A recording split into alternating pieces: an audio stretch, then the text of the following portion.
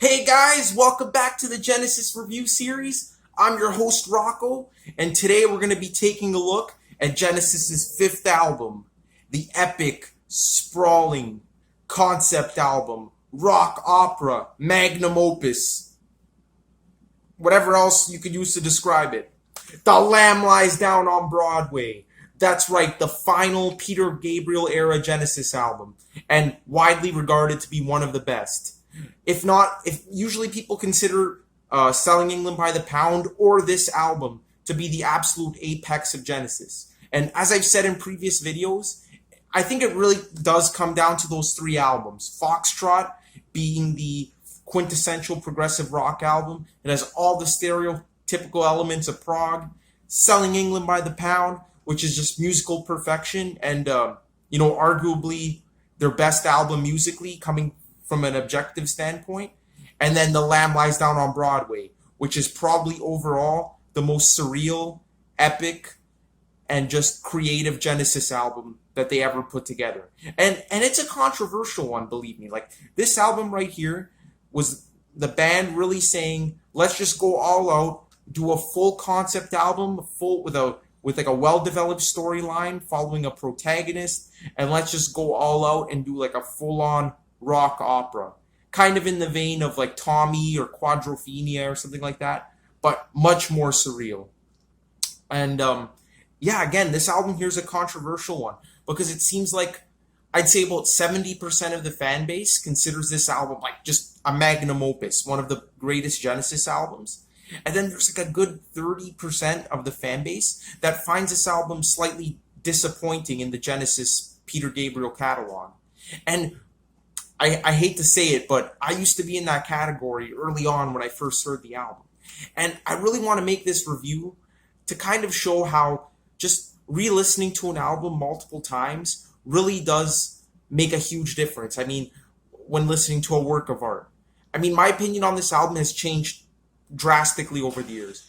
And if you don't believe me, go back on the channel and check out my original review of this album from 2012, which was when I was first getting into it, and you'll see just how different my opinion on it is today.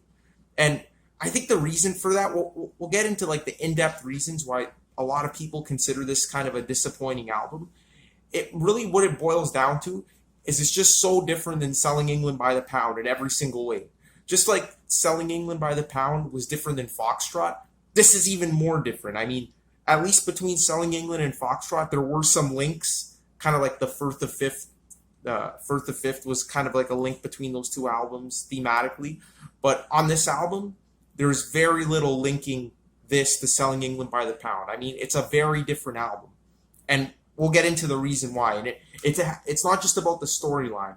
I mean, that's a big part of it, and they were trying to make a very cinematic album, but that's just a small part of it. I mean, musically, it's another completely different album in the Genesis catalog. And honestly, over the years, that's what I've come to appreciate about the Peter Gabriel albums. I mean, there's something different on every Genesis album to latch onto. And once you latch onto it, it's just ridiculously amazing. So before I get into the historical background behind the album, like I usually do, I just want to talk about like my personal experience with it, and just because I really think that my experience with the album kind of mirrors a lot of other fans' experience with it. And I think this part of the video is going to be really helpful for people that are just starting to get into the album, because it does take many, many listens to appreciate. And you really got to stick to it. Like, this is not one of those albums that you just put on and listen to it casually in the background. Like, no, you got to sit your ass down and like really like delve deep into it. And it takes a lot of time and a lot of commitment. And I could see why a lot of people wouldn't have the time to invest into this album. But if you're like a hardcore Genesis fan, a hardcore progressive rock fan, and you put enough hours into it, I'm making this sound like a full-time job, but like it really does take many listens to appreciate. So without further ado, let's just get into my experience with the album. So this album here, I first heard it back in, I think 2013 or 2012 was the first time. And at this point, I had already heard Selling England by the Pound. I'd heard Foxtrot and Nursery Crime. So basically like the really early Genesis stuff. And when I first heard this album, I'm like, okay, so it's a double album, it's a classic, everyone seems to, think highly of this album. And I heard it, and honestly, like I wasn't feeling it the first time I heard it. It was really weird. It was really dark, very like actually like kind of disturbing at that young age, 14, 15 years old. It was kind of just a weird experience, and like I didn't really get it. I really missed like a lot of like the romanticism of Selling England by the Pound and Foxtrot. This was just really like in your face, abrasive. It didn't really have those like long, lush instrumental pieces like on Selling England by the Pound, which is kind of like what I was into at the time. So anyway, it was a totally different experience. And I just felt like there was a lot of filler. There's a lot of like segue kind of tracks on the album, like little instrumentals that kind of glue the album together. And I really thought that was like filler at the time. So what do? I'm a young kid. I'm getting into progressive rock. I make a review and I posted it on YouTube. And immediately all the comments were saying, oh my God, you don't get the album. Like you don't get like the whole point of this album isn't to have like a bunch of standout tracks like Selling England by the Pound. It's supposed to be digested as a whole, experienced as like a whole work of art. And at the time, I really didn't get that. I was just looking at it track by track. And that's just a really close-minded way of looking at a concept album like this. You really have to digest it as a whole. So those YouTube comments, although they were negative and some people were calling me idiots and things, it really inspired me to go back and give the album many more listens. And oh my God, guys, let me tell you, I became absolutely obsessed with this album. It was pretty scary. Like every day I was playing this album. On the bus to school, during school, I was listening to it in class, at home, first thing in the morning when I woke up. I was just constantly listening to this album. And it became like a really strong obsession of mine for like a couple months. I was like raving about it to people at school that thought I was fucking crazy. I mean, in tech class, my CNC project was like this Genesis plaque. I didn't finish it. I was going to add some more stuff at the top and bottom, but this was my project, my CNC project in tech class in grade 10 or grade 11, can't remember, 2013. Anyway, it doesn't matter. Everyone else was doing like sports logos and shit like that, and here I am doing freaking Genesis. And I mean, it honestly became an obsession, and this album just totally engulfed my life. I mean, there's something just draws you back in, something just, even if you don't appreciate it on the first listen, the atmosphere of the album draws you in and basically demands you to go back to it and listen. It's like there's like an invisible force on this album that just sucks you in and makes you want to listen to it. And I feel like a lot of people have had a similar experience to me. Like when they first heard it, they weren't into it. I mean, it probably wasn't the first Genesis album they had heard at this point, and it is very tough to get into because of like the elaborate, just kind of like the dark and elaborate storyline, and like not even just the storyline, but just the music itself. And I feel that people just really got to stick to it and they'll get it. And the funny thing is, my father actually had a similar experience. And what's interesting about that is that it happened after me, because he had known about Genesis in the past. He was a big Phil Collins era fan, but he never really knew about like the Peter Gabriel era, because he was born in the late 60s. So he kind of like didn't really grow up with the Peter Gabriel shit. He grew up with more of like, Abacab, Genesis, things like that, like the self-titled album. And I actually got him into the Peter Gabriel years, which is hilarious because usually he always got me into these classic bands, and props to him. I got to give him a shout out. But I actually got him into the Peter Gabriel era Genesis, and now he's a huge fan. He fully realizes that the Peter Gabriel era was like the epitome of Genesis, and that's another point of contention. But when he got into this album, it just sucked him in. It was hilarious to watch, because at first he listened to it and he's like, "Oh, that's different. That's a little weird." And he's like, I don't know if I like it, to be honest. And then like he listened to it again and again, and every night he was telling me to play it. He'd be like, Rocky, put on The Lamb Lies Down on Broadway. And I'd say for a good month and a half, religiously on a nightly basis, he would just sit down and listen to this album. And then apparently he went on vacation, and my mom told me like he was just listening to it on the beach. And this is definitely not an album that suits a sunny and beach atmosphere. But he did it anyway. He's fucking crazy. But anyway, it just it seems to have the same effect on so many people. So I thought I'd just get into that little rant, just for the people that are just getting into this album, just to warn you how long it takes and just how it's gonna suck you in, and it might become an obsession. So I'm just warning you guys, okay? It's like a drug. It's addictive. So without further ado, let's start talking about the backstory behind this album, because it's some really interesting shit. I mean, the events that both preceded and succeeded the making of this album, it's Spinal Tap level stuff, guys. I mean, like, everything that could have went wrong, and I think it would just make for a really dramatic biopic. I mean, everyone's getting a biopic. Elton John, Queen. Why not Genesis? I think it would be like a really interesting story. Or maybe that's just the inner Genesis fanboy that's coming out right now. But anyway, I think it would be pretty cool. So where was Genesis at this point? So they just come back from touring, Selling England by the Pound, which was a very critically acclaimed album. I mean, John Lennon himself said he loved it, and it was their highest charting album up to that point. It was a musical masterpiece, as I spent an hour and 10 minutes explaining in the last video. And their tour was really great, really surreal. I mean, as I mentioned in the previous video, it's known as the Black Show. Basically, it was a dark stage, and like the lighting was placed in strategic ways to highlight certain band members, and Gabriel would have the glow-in-the-dark face paint and just the crazy costumes with Britannia from representing Dancing with the Moon at Night and all kinds of other stuff. And of course, it was just a spectacle like no band was doing it at the time. So they're fresh off that, and it was just a great time in Genesis history. I mean, like, they were all getting along. They felt like they were on the top of their game, and it was just excellent. So what do? They thought, like, where are we going to go from here? We're going to record a double album, a concept album, and because they thought the fans would be up for it. I mean, they had already written some very adventurous music, and I guess they were inspired by other rock operas like The Who's Tommy and Quadrophenia, which were both like excellent albums. And they thought that the fan base was adventurous and they might be up for it.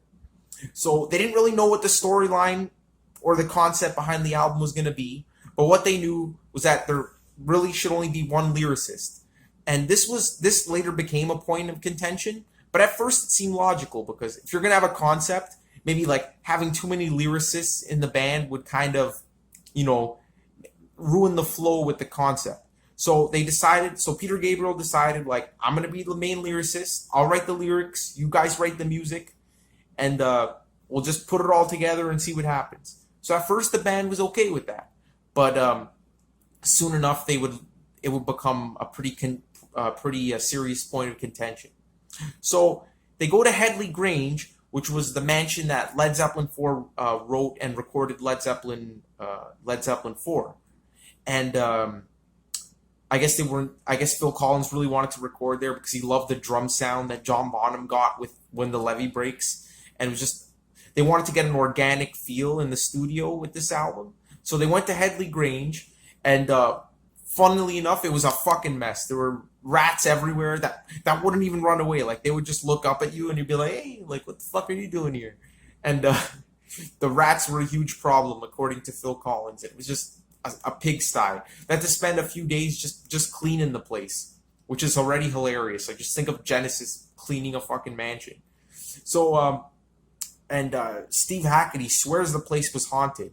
And Robert Plant actually told him the same thing. And you could kind of see how, like, that haunted feel kind of rubbed off on the album, especially with some stuff on side 3. It literally feels like it could have been in a horror movie. And really, really dark and disturbing stuff on this album. And I could kind of see how the haunted feel was kind of rubbing off on it.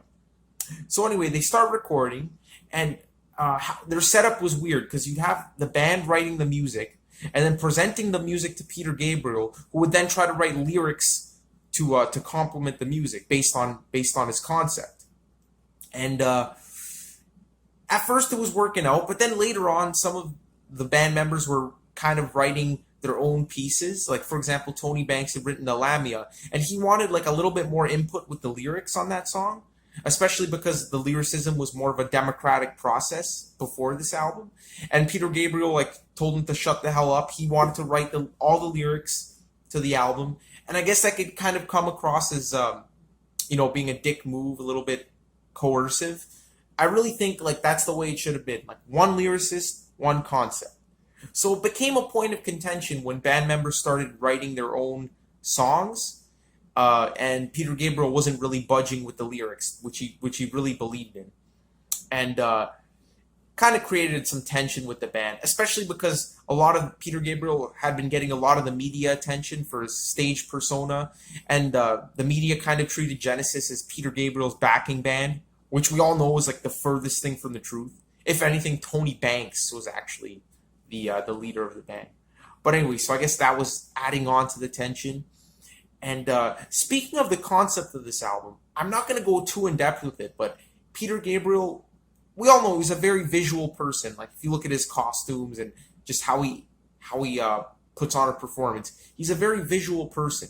So naturally, he was influenced by a lot of like the surrealist movies that were coming out at the time, notably Alejandro Jodorowsky's movies like El Topo and The Holy Mountain and things like that, which are fucking weird movies. And not to get off on a tangent, but my friend's channel, I'll put a link below. It's called Twin Leopards Entertainment.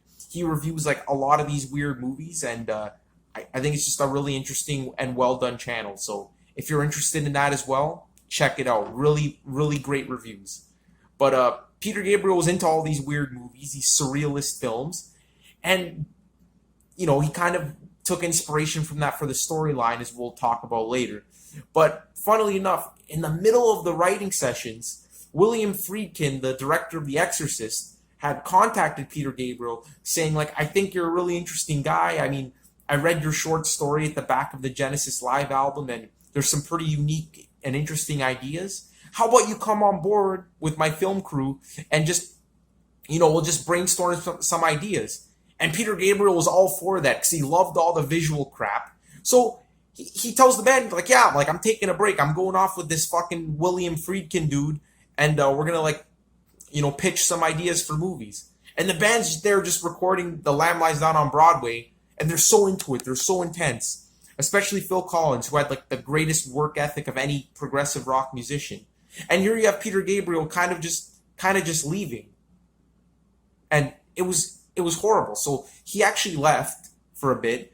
And Phil Collins is like, fuck this. We should just continue on as like an instrumental 4-piece. Because back then it was all about the music. And like, honestly, if Peter Gabriel cared more about making like a film than the band, then why not? I agree with Phil Collins. But sure enough, Peter Gabriel met up with Friedkin, and they were discussing ideas, and he told him what was going on with the band. And William Friedkin, I guess he was a Genesis fan. He's like, I don't want to break up the band. This is a big misunderstanding. I just wanted to brainstorm some ideas. So Peter Gabriel went crawling back to Genesis, and that must have been the most awkward shit of all time. And they continued, writing the album. And to make matters worse, in the later part of the sessions, Peter Gabriel's wife was going through a very difficult birth. I mean, apparently she was given a contaminated epidural needle. The baby was born with the umbilical cord tied around her neck, and she had a pneumonia. They had to stick her in an incubator. And it was just a really stressful time for Peter Gabriel, and he would be going back and forth and obviously not giving his 100% to the band. And frankly speaking, Tony Banks and Mike Rutherford, they were fucking assholes. Like, they didn't understand Peter Gabriel's situation. They were so into the music, and they kind of criticized him for, not being absent, not giving the band 100%, even though he's dealing with a freaking life or death situation here with his daughter and wife, and they just weren't understanding. And that was kind of like the final straw for Peter Gabriel. Like, that was the main reason he ended up leaving the band after this album, because that must have really hit deep. Like, that, I can only imagine. But Peter Gabriel was such a stand-up guy that he decided that he would actually go on the full tour for The Lamb Lies Down on Broadway and then leave. So he was such a great man that, he didn't even abandon the band. He's like, you know what, we'll record the album. I want to leave the band to pursue my own interests. But, I will go on tour and I will support this album because I don't want to leave you guys hanging. And it was great. I guess he totally made up for that whole William Friedkin incident. Either that or Peter Gabriel just wanted to use this tour as kind of like a vehicle for his visual obsessions. Because when they went on tour for this album, I mean, it was insane. And this was by far the most theatrical and just overblown tour of Genesis's entire career. Number one, they were playing the entire album in its entirety. Imagine being a Genesis fan in the early 70s, hearing stuff like Selling Them by the Pound, Foxtrot, and wanting to hear those songs live. And you go into this show, and they're playing the new album that hadn't even been released yet, or had just been released. It's a double concept album. It's hard to get into. It's experimental. It's dark. It's strange. And you got to sit your ass down and watch the whole 2-hour performance. I mean, it's insane. I mean, it was almost like career suicide. And they really, even if the fans couldn't get into the music, they could probably definitely get into the stage performance because, as I mentioned, Peter Gabriel went all out with the visuals. I mean, he would pretty much dress up as every single character on the concept album, and some of the costumes he would wear would be absolutely crazy. I mean, we all know the infamous story of the Slipper Man costume, where Peter Gabriel would be trapped inside this giant inflatable cock on the stage, and then he'd crawl out of this, I guess, this phallus and emerge as the Slipper Man, which is this diseased, almost syphilis-ridden creature with like diseased genitalia. You got to see the costume to believe it. And to make matters worse, he couldn't even he had to try to fit the microphone underneath the mask, and he would have difficulty doing that every single time. So he'd be just literally like suffocating under this mask trying to sing. And not to mention, this is one of the most lyrically dense songs in Genesis's entire career. Think something like Battle of Epping Forest, but almost as bad as Battle of Epping Forest. And imagine singing that under in this Slipper Man costume where you can barely fit the mic. And another thing was this like giant curtain would fall during the song The Lamia, and it would surround Peter Gabriel and spin around him. And it would often get the microphone caught up. So basically the rest of the band was hating this shit because it was getting in the way of the music. Not only was Peter Gabriel getting all the media attention once again, but like it was actually interfering with the musical performance. And that's where they had to draw the line. That's when they said, okay, like this is getting over the top. But I guess they didn't stop it because Peter Gabriel was leaving after the tour, and they probably didn't want to get him to leave prematurely. So I guess they kept their mouths shut. And another thing was they had this elaborate slideshow set up with all these slides to match the music. And it only worked like a few times in the entire 102 gig tour, which is hilarious. And that's crazy to think about it. 102 gigs on the tour for The Lamb Lies Down on Broadway. They pulled off this entire production 102 times, which is just insane. And it's a real shame because apparently, like, even with all the problems, it was a fantastic show. And it's a shame because there's no video footage of it, or when there is, it's very low quality. And I think that would have made for like a great concert film. But yeah, nonetheless, they completed the tour, and Steve Hackett was hoping beyond all hope that it was just an act, that Peter Gabriel would come back into the band and, he would forget about all like the hell they put him through with his daughter's birth. But no, at the end of the day, Peter Gabriel, he just wanted to do his own thing. He wanted to be in control of his life, and he didn't want to be giving into the demands and making compromises with his lyricism and his, he wanted to be more free to go off and do things like, for example, that Exorcist thing that he wanted to do. So, unfortunately, that's it. So Peter Gabriel had left the band, and the album did well. It was their highest charting album up to that point. It did get mixed reviews, but that's the norm for all those fucking reviewers back then. They would trash anything new and exciting. So it was no surprise that The Lamb got mixed reviews. But I am not going to give this album a mixed review. I'm going to give it a phenomenal review because it is a masterpiece, and it is one of the greatest albums of all time. Although you might not experience that on the first listen. So now we've gotten to the point in the video where we've talked about the backstory. So now I'll just get briefly into the concept behind the album, a little bit about the storyline, because I guess that's worth mentioning. But really, it's all about the atmosphere. It's all about the music. And that's really what I want to dive into. So without further ado, let's get right into that. All right, guys, let's dive right in because I got a lot to say about The Lamb Lies Down on Broadway. I mean, where do you even start with this album? So again, this album is just so unique. It's so different and it's so creative in the Genesis catalog. None of their other albums came even close to sounding anything like this. And I love that so much. And I mean, it's just such a unique album. First of all, the most obvious thing that sets it apart from the other Genesis albums, it's a rock opera. Like it's a full-blown concept album, storyline, extravaganza. And Genesis had never really attempted that up to this point. Sure, they had done some like thematic concept albums, like Selling England by the Pound had like the Englishness to it, and Nursery Crime was like Victorian times, but they had never done a full-blown concept album. And I bet you're wondering what the storyline is. Well, I'm sure most people know what it is by now, like the gist of it. I mean, you have this young Puerto Rican man named Rael, who he's a gang member in New York City, and he somehow winds up in this like subterranean world populated by all kinds of crazy and frankly disturbing characters, like the Slipper Men and the supernatural anesthetist. All kinds of weird shit happens, and at the end it's a story of self-discovery. It's more of like a spiritual journey. And I think a lot of people get too bogged down with the storyline of the album because in my opinion, this is going to be really controversial, the storyline isn't that important in the sense of the plot. I mean, there really is no plot to the storyline, if that makes any sense. It's more of just a collection of loose scenes, and the character goes from one scene to another, and they're seemingly unlinked. And I guess that was the kind of mood that Peter Gabriel was going for, because as I mentioned before, he had been inspired by those classic cult films like El Topo and The Holy Mountain by Alejandro Jodorowsky. I'm probably fucking butchering the name, but whatever. And those movies are extremely experimental, and it kind of feels like the same thing where you're jumping from scene to scene, and nothing really makes sense, and there isn't really a loose plot. And I mean, the plot is loose, like it's a loose plot. And at the end, you have this like spiritual epiphany, and you could definitely see that Peter Gabriel is like strongly influenced by those movies. So honestly, don't get too bogged down in the plot line.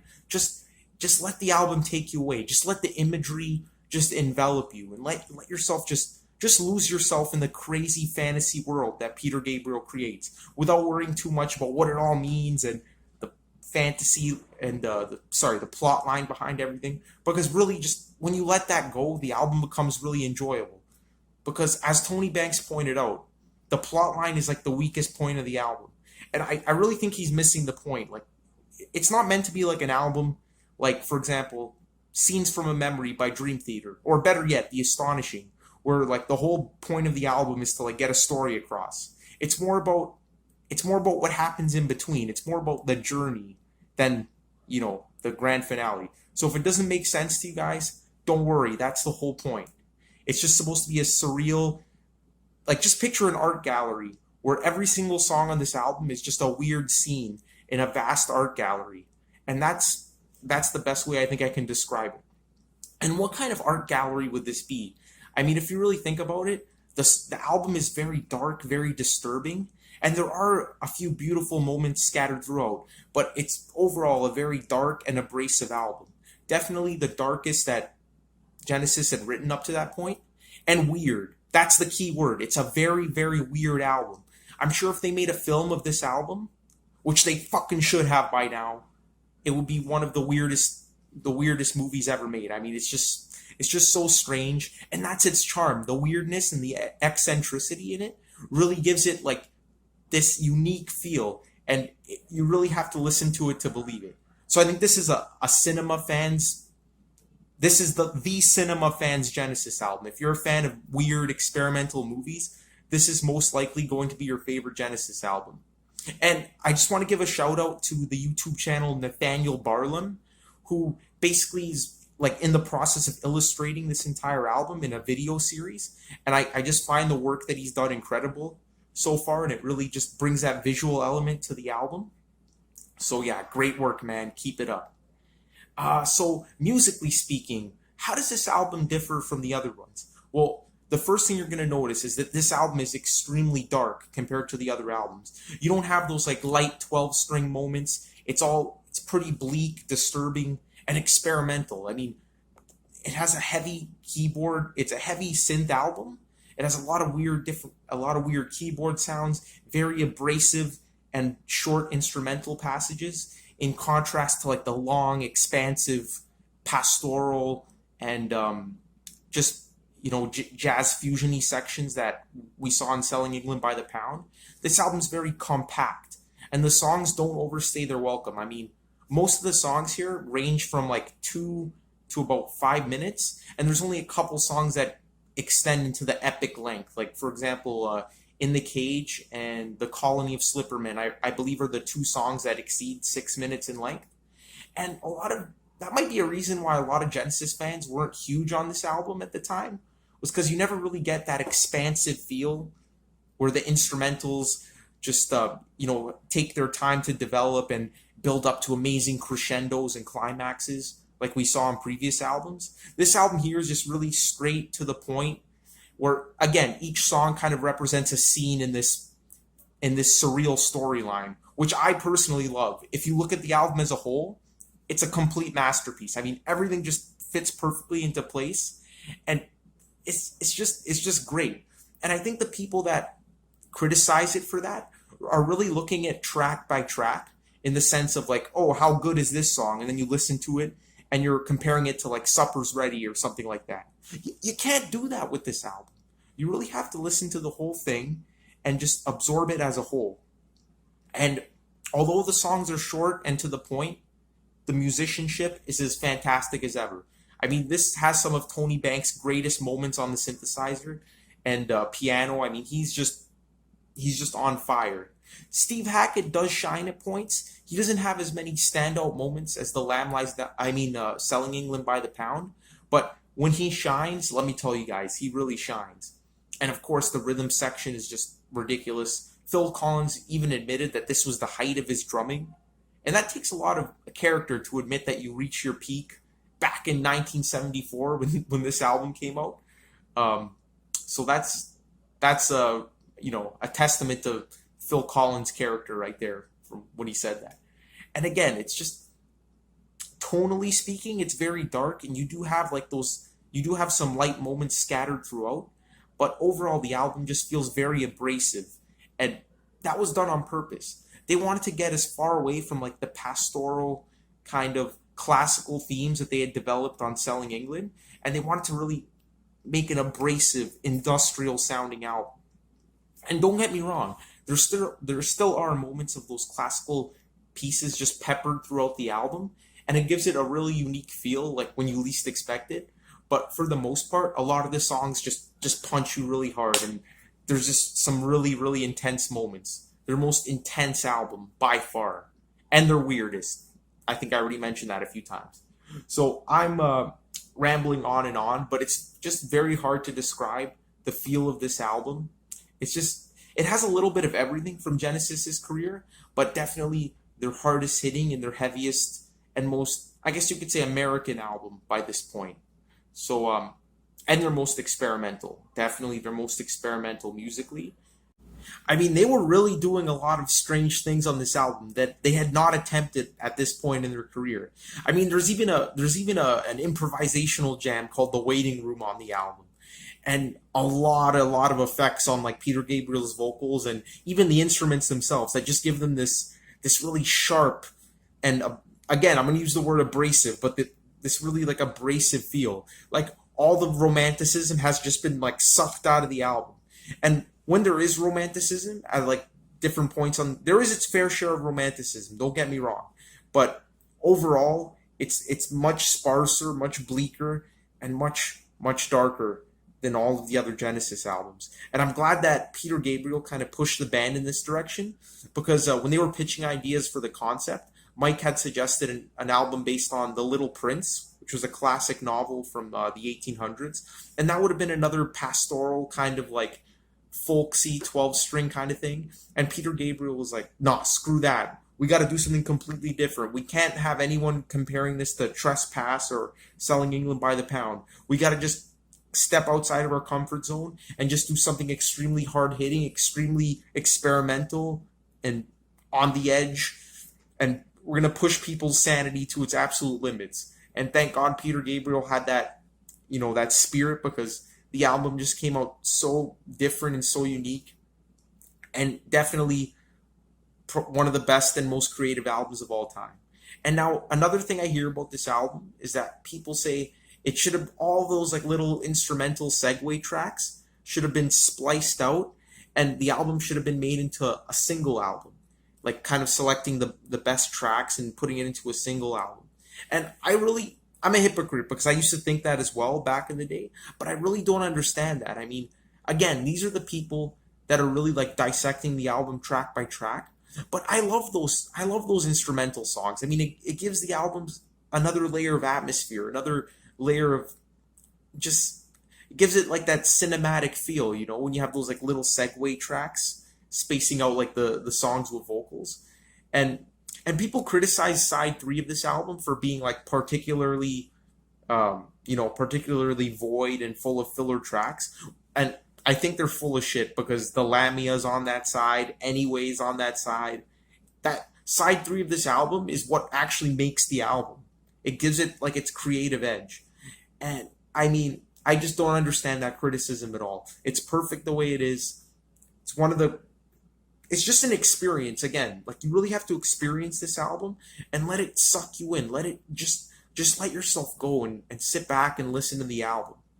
So hopefully I gave you a sense of what this album's all about, kind of like what to expect a little bit before diving in, because diving into this album blind can be a pretty big mistake at first.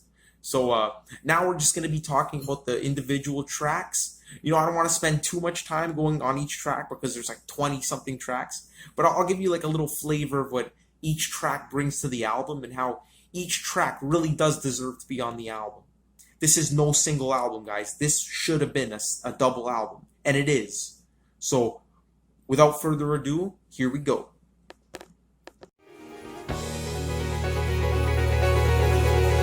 And the land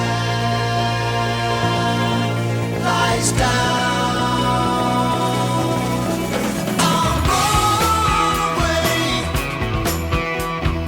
Early morning, Manhattan, ocean winds blow on the land. Alright guys, so kicking off the album, we have the immortal title track, The Lamb Lies Down on Broadway. Probably the most popular song from the album, either this or Carpet Crawlers, but it's definitely a strong contender. And just what a way to open the album. I mean, this song is just fantastic. I mean, just the way it starts off with this frantic, kind of almost classical sounding keyboard intro that slowly builds and builds and builds until the song comes kicking in with this energetic bass line and this rockin' riff and this rockin' melody.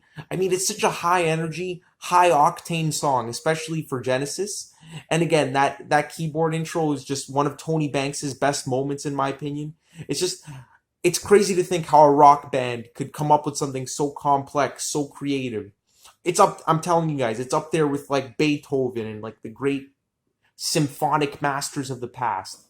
And I mean, this is just such a great song, such a cinematic piece, just the way it opens with that swirling, frantic keyboard intro, and then it builds up with the vocals, and the lamb lies down on Broadway, and then the whole band's coming in, and it's so funky, it's so rockin', and Peter Gabriel, just his voice has like a lot more vinegar on it than it did in the past. I mean, his voice is much more abrasive, and his lyrics on this song are just incredible, just painting the scene of New York.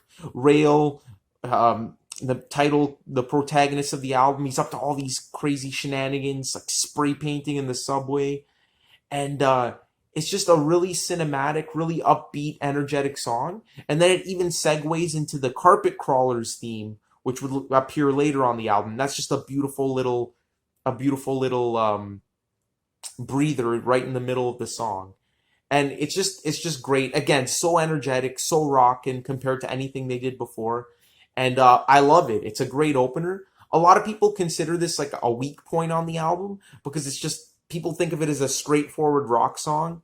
Are you fucking mad? I mean, for a song to open with a classical piano intro and then for that piano intro to continue throughout the entire song with this classic rock riff playing over it and then segueing into that beautiful pastoral carpet crawlers passage, this is anything but a simple rock song. So rethink that shit. So yeah, fantastic way to open the album. It's gonna get a strong. I love this song. I'm gonna give it a 9.5 out of 10. It's almost perfect. Moving right along.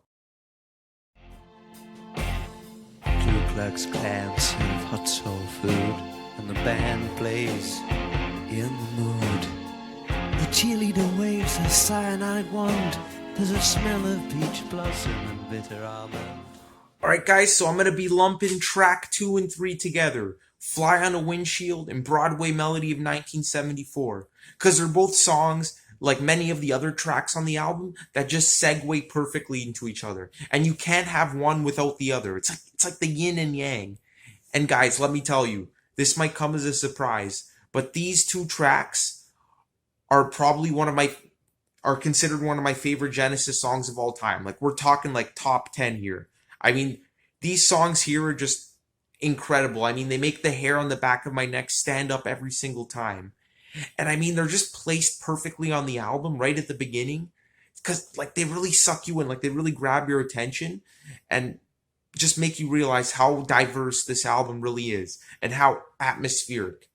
So we start off with the track Fly on a Windshield, which just starts off with this nice, ominous guitar strumming and choir effects on the keyboards. And it's just, wow, like coming out of The Lamb Lies Down on Broadway, which was like this really rockin', really energetic song, you know something's brewing. You know something's ominous is happening. And I'm not going to get too deep into the storyline, but this song is basically about Rail being engulfed by this black cloud that descends on him and transports him to an alternate America, a weird alternate subterranean New York. And musically, it's just incredible. I mean, it starts off all ominous. Peter Gabriel's just sounds very melancholic, very, you feel like there's something brewing underneath the surface. And then all of a sudden, after Peter Gabriel sings the line, and I'm hovering like a fly, waiting for the windshield on the freeway. Bam! The entire band just comes in, and it's one of the greatest Genesis moments of all time. Especially the first time you hear it, you're just shocked because it's just so grand. It's larger than life, and it just sounds so epic. And the band is just firing on absolutely every single cylinder they have. And then Steve Hackett comes in with this Middle Eastern slide guitar solo, and it's just so atmospheric, so intense. I mean, just the sheer intensity of this part is just enough to melt your face. And Tony Banks describes it the best when he explains it as they wanted the feel of like an Egyptian army just marching across the desert into battle. And that's exactly what it sounds like. And of course, like when the song completely changes and the whole band comes in with that amazing section, it's supposed to represent Rail hitting the black cloud, and it's just a perfect representation of that. And then that segues perfectly into Broadway Melody of 1974, which is basically Peter Gabriel just using a lot of imagery and a lot of surrealism to kind of describe this alternate America. Things like the Ku Klux Klan serving hot soul food and children being left at home to play with needles and pins. It's just a really disturbing, really dark look at this alternate reality that Rail finds himself in. And it's just backed up by this heavy riff, which will be repeated throughout the album as a kind of like a recurring motif. The dun dun dun dun, just a really, really cool, really, really crunchy riff. And it's just, wow, it's just an incredibly dark song. And Peter Gabriel is what really makes this song stand out. I mean, his vocals on it are just so disturbing, so melancholic, almost like spoken word lyrics at some points. And his voice just sounds like so bilious at points. Like again, like the vinegar in his voice. He's not singing He's not singing softly at all anymore, or soulfully, at least on this part of the album. And it just ends with this cool like effect on the guitar, this nice relaxing outro section. And wow, what a ride. I mean, and these songs only comprise about 4 minutes of album space, but they're already doing so much with that space that it's incredible. And it's just insane to think that the album literally just started. We're about like 8 minutes into the album, and all this stuff has already happened. So I think that's why a lot of people consider side 1 and side 2 to be like the highlights of the album, because they're just so immediate, they're so jam-packed with content, whereas side 3 and 4 really take their time to expand the atmosphere. And we'll get into that soon. But anyway, these 2 tracks here get a 10 out of 10, no hesitation.